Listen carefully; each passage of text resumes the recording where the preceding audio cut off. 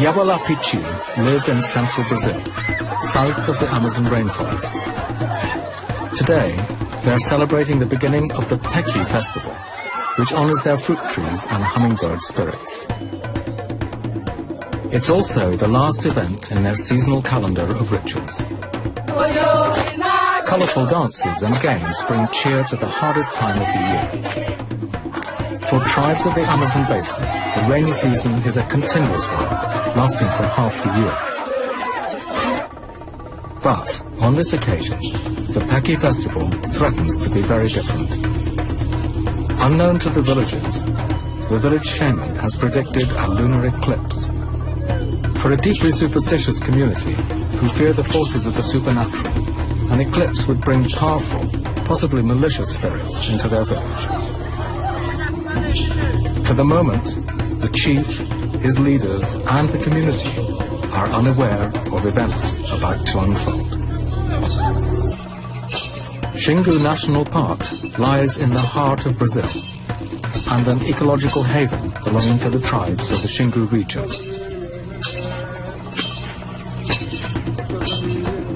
The park is a realm of rivers and headwaters, which flow into the river Xingu. The river Xingu itself joins the mighty Amazon 1,000 miles to the north.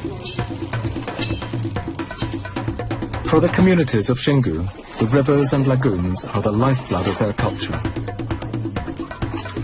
One of these Xingu peoples is the Yawalapichi. Today, the villagers of Yawalapichi are celebrating the Peki festival, unaware of any problems that may lie ahead. The festive games are called Alukaka, which will test the men's prowess and strength.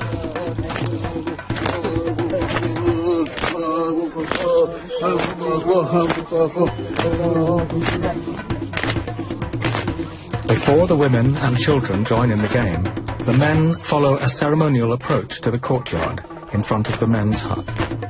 This is the most important space in the village because it's the place where their ancestors are buried.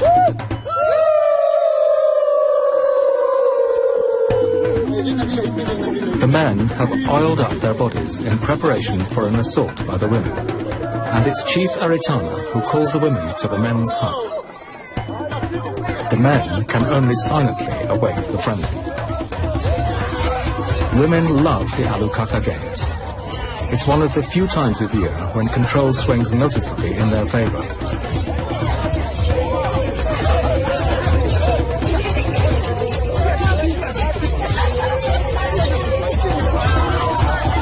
At the front is Chumin, the wrestling champion, and the line stretches back to the youngest and weakest.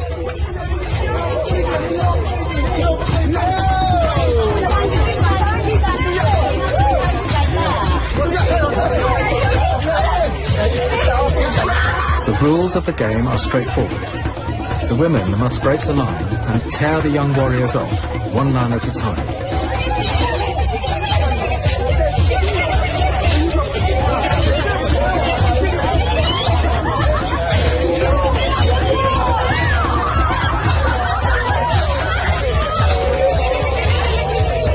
Eventually, the only man left is the wrestling champion.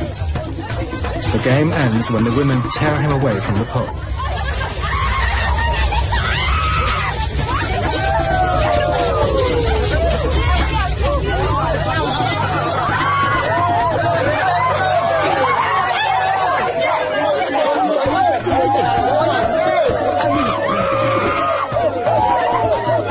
The games continue throughout the day, bringing a festive atmosphere to the normally hard-working community. Around 200 people live in the village at any one time. Cultural events, such as the Peki festival, bring the community together. Everyone takes great pride to wear their traditional clothes and adornments. As the day progresses, the games become increasingly boisterous. The next game to be played is unashamedly sexual and great fun.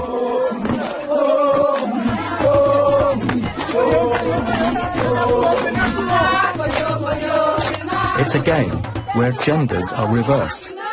The women pretend to be men, who gang together to answer the taunts of their opposites. Pretending to be women, the men are pounced on by the other sex.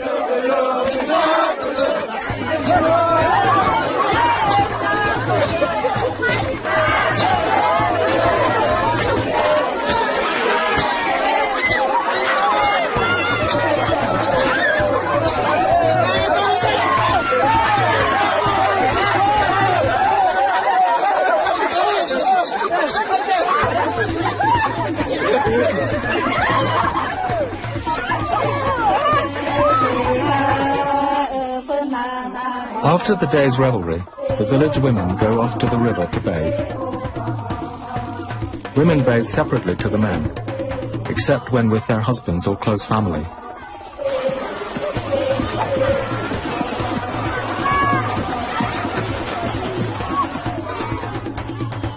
Now that the games are over, the village has quietened down.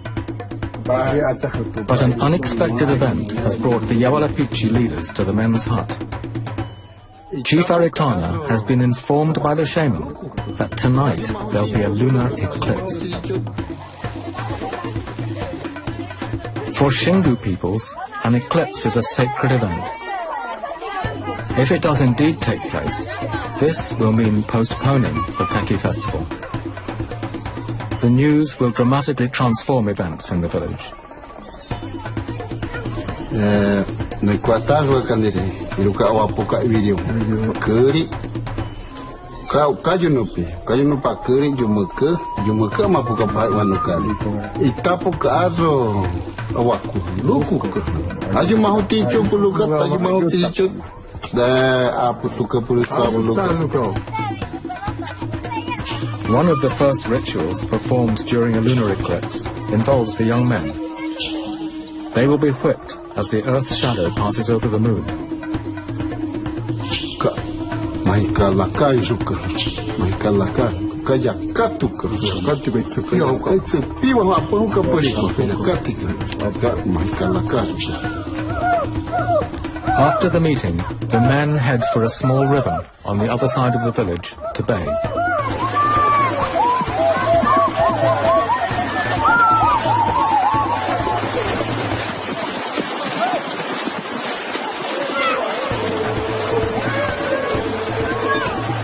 Before the leaders inform the young men that they will later be whipped, they must be sure that the eclipse really will take place. Traditionally, it's the shaman who predicts an eclipse, and a shaman has more than one way of knowing.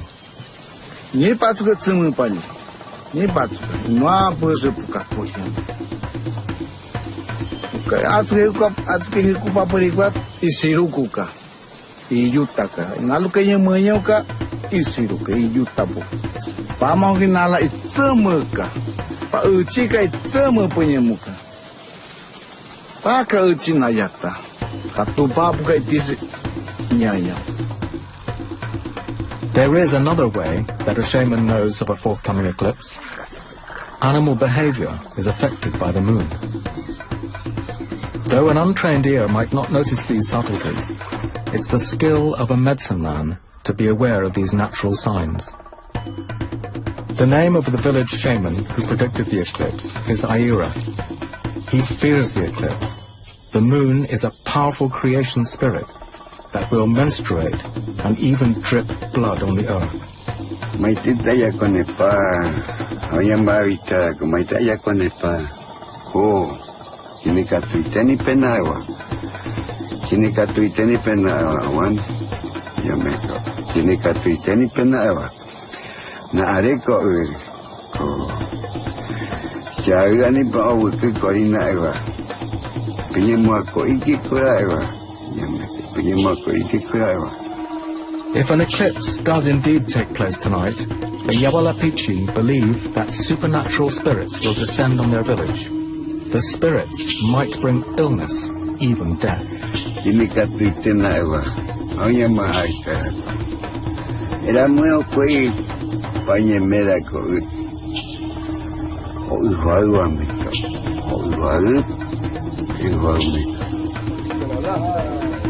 Shortly before midnight, the eclipse begins. Chief Aritana has already called the young men to the men's hut for the rituals to begin.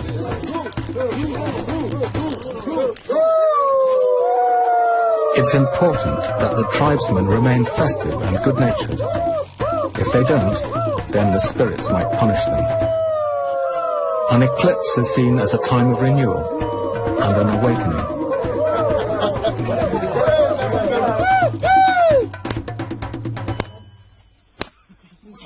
As part of this awakening, they begin beating young men in front of the invisible spirits. The spirits are not offended by laughter or jokes, only if they're forgotten or ignored.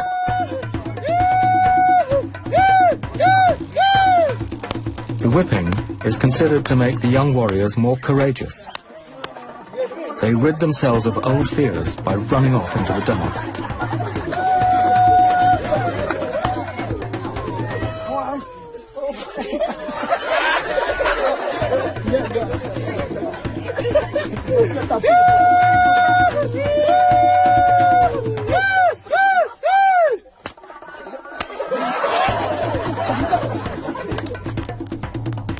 The eclipse has brought supernatural spirits into the village. The Yawala Pichi respond by playing their most sacred instrument, the Jakui pipes. It's taboo for women to look at these flutes, or even for them to be filmed. Throughout the night, their haunting sounds echo across the village from the men's hut.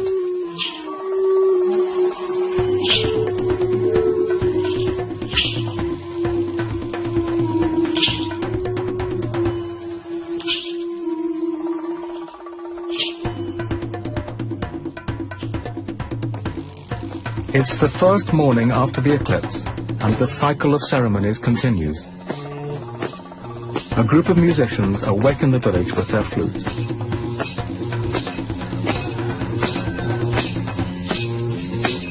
This is called the takwara ceremony, where the flutes must pass from house to house throughout the whole morning. Inside the long houses, young women are being painted up to join the procession. Both mother and daughter want to please the spirits of the eclipse and show them the effort they've made to enchant them.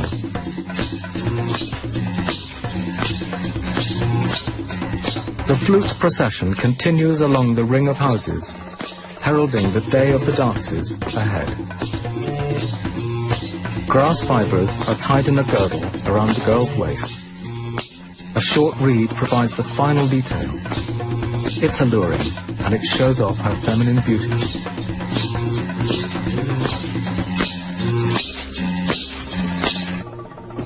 As the flute procession grows, the musicians pick up the adorned women as they move from one house to the next.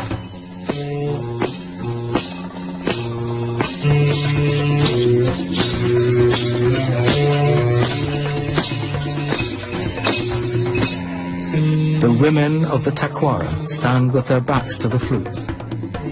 They're not supposed to look at the musicians till they join them.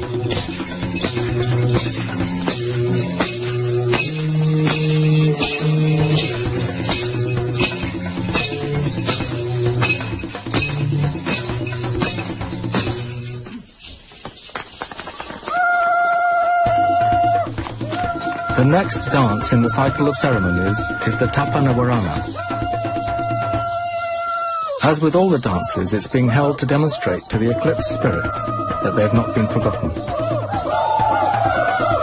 This is, in fact, a rehearsal, since the Yawala Pichi practice all their dances, often for many days at a time. By late afternoon, it's in full swing.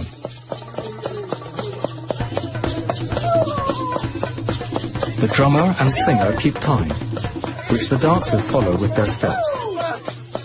If the rhythm speeds up, the dancers respond by speeding up as well. The women hold on to the men to keep time. So long as they know the moves of the dances, any woman can dance with any man.